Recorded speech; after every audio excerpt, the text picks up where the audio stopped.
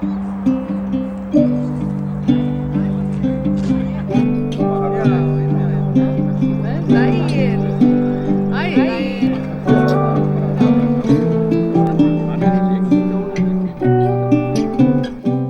gestir!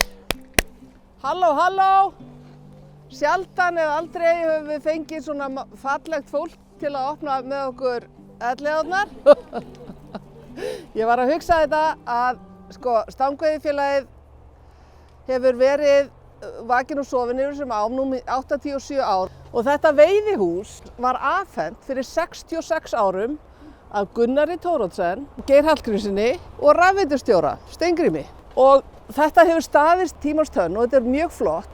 Þetta kom mér svolítið óvart að þetta væri 66 ára gamalt hús og ég er svolítið stolt af því og þetta segir pínlítið söguna hvað elliðaárnar eru magnaðar og hvað eru ennþá magnaðar að þið skuli vera svona frjósamar og frábærar inn í miðri borg og þetta er sameign okkar og það er eins gott við pössum upp á þetta. Og ég ætla að bjóða borgarstjóra velkominn að taka sviðið. Gjörðu svo vel.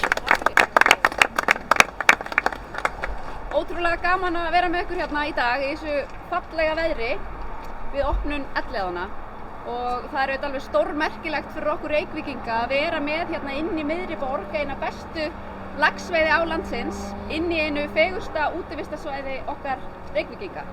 En ég er nú aðalega hingað komin upp til að útnefna Reykvíking ársins. Þetta er manneskja sem hefur verið eldhugi og frumkvöðull í leikskólamálum hér í Reykjavík og þetta er auðvitað engin önnur en Jensína Edda Hermannsdóttir.